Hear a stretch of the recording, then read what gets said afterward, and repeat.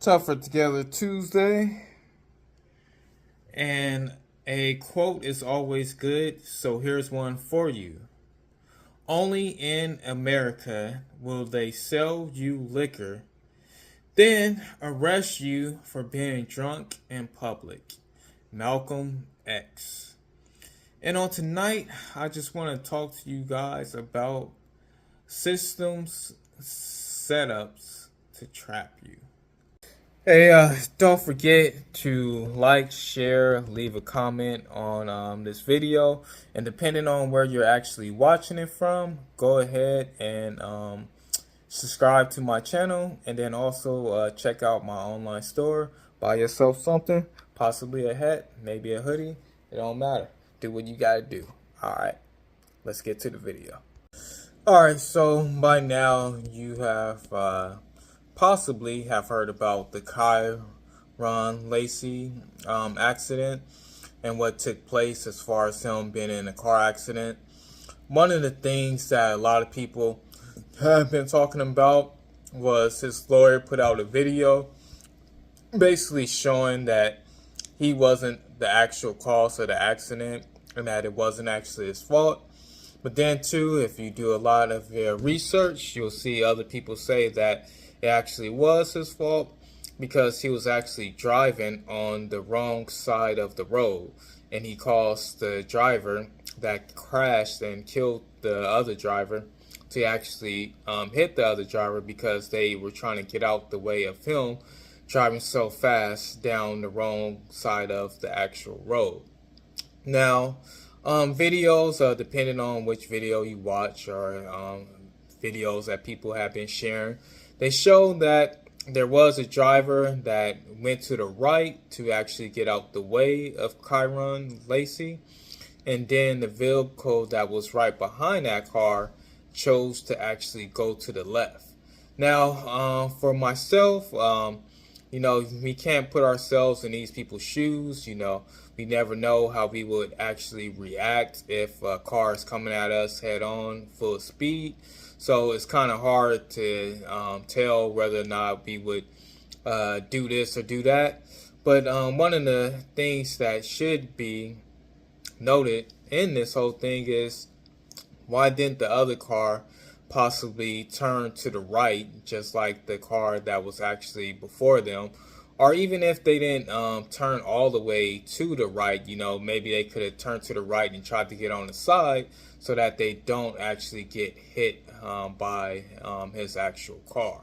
I guess, but like I said, you never know when something's happening at you at a blink of an eye. It's kind of hard to make a decision which way you should go and which way you shouldn't actually go. So I guess with them just panicking, they went to the left, which if you go to the left, then you are going into the wrong driving lane.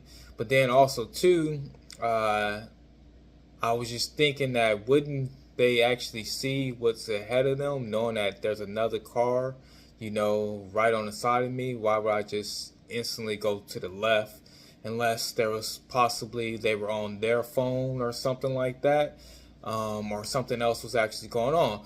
But regardless of what reason why they went to the left or what reason why he was in the wrong lane, and which oftentimes this is something that a lot of people actually do so that they can pass up slow traffic. You never know where this man was going. I have seen this in plenty of places where there's only two lanes and you're behind some people who are moving just terribly slow, and you want to hurry up and get to where you want to go to. So even with him moving to the wrong lane and possibly trying to hurry to speed up to get in front of the people that are moving so slow, this is not something that's uncommon to actually do. But one of the bigger things to think about is in terms of people speaking about the speed limit that he was going at. Going back to my earlier quote, it's one of those things where only in America, they'll give you speed limits, but then they will give you a car that is able to go 120 miles per hour, or possibly even more, depending on what kind of car you got. So, in most places, you would know that even if you're on a freeway, it may be anything from 80 miles per hour. So, why do they continue to sell us cars that actually allow us to travel 120 plus miles an hour when most freeway speed limits are only 80 miles? So, just one of those things where the system sometimes is set up for you to actually fail. Now, one of the ways definitely people get trapped by the system is by them actually drinking. Oftentimes, people act totally different when they have been drinking and they're under the influence of liquor than they would normally act if they were not actually under the influence of liquor. For instance, someone may become more abusive and they start abusing people, start fighting people, and then they may end up hurting somebody really bad and, get charges put against them.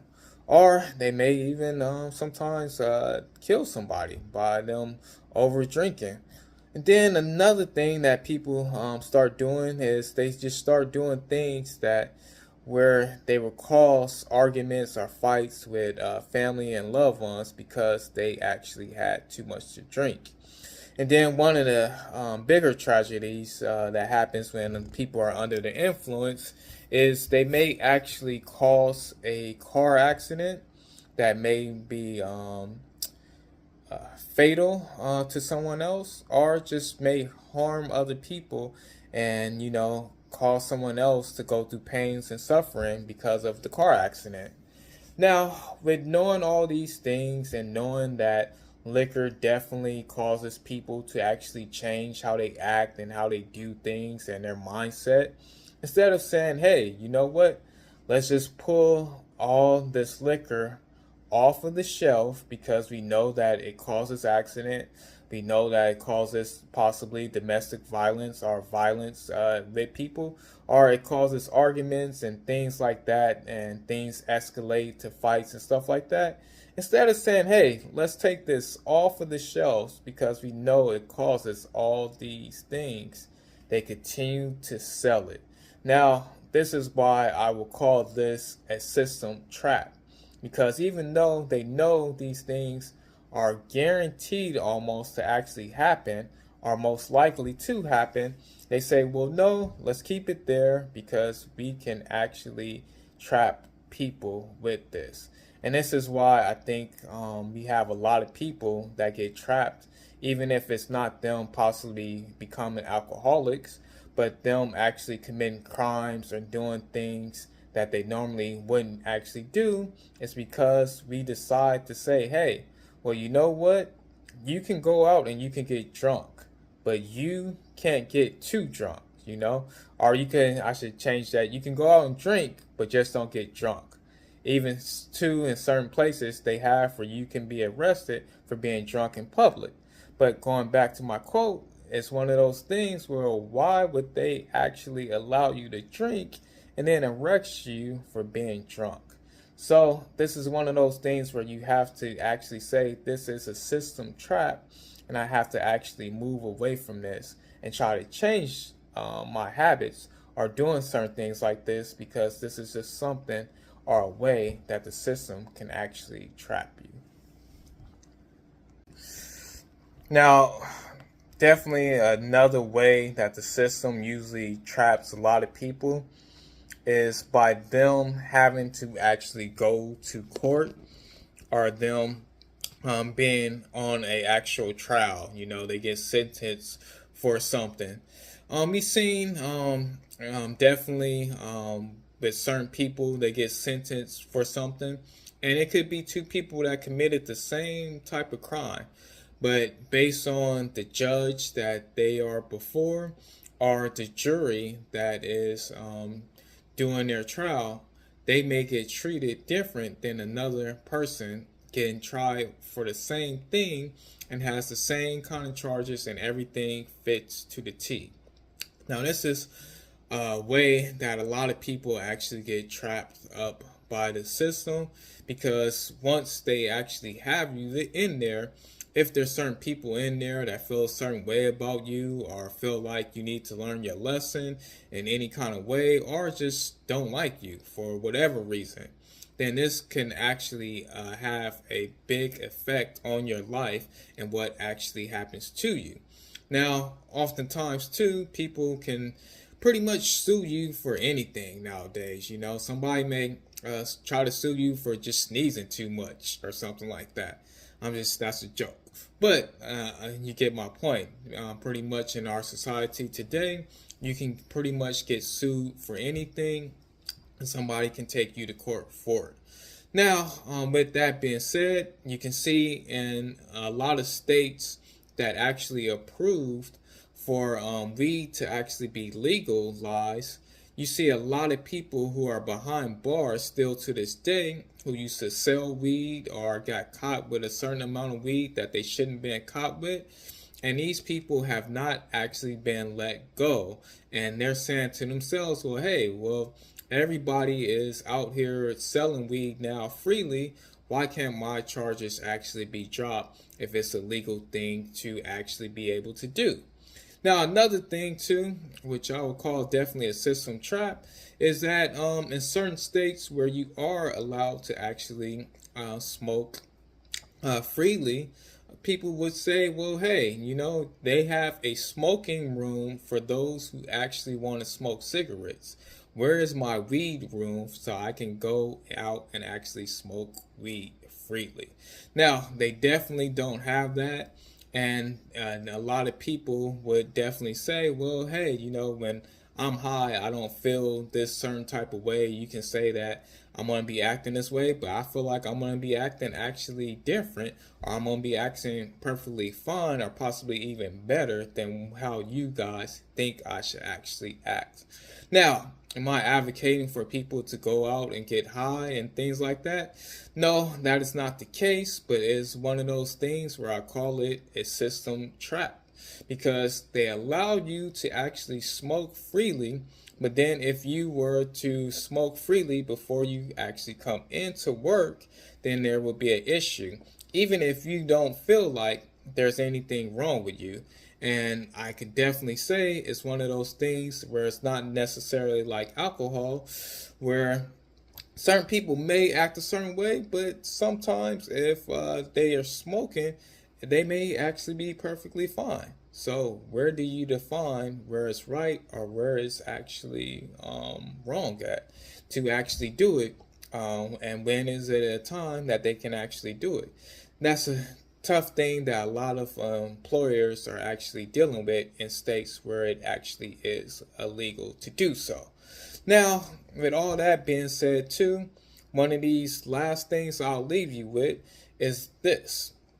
We have often heard, or well, we've seen in a trial, somebody famous, I'm not even going to mention his name, you can look it up for yourself, but he has been sentenced to, I believe, 4 years or so in jail because of him actually being doing prostitution. I guess that's how they kind of worded it, over states or between different states.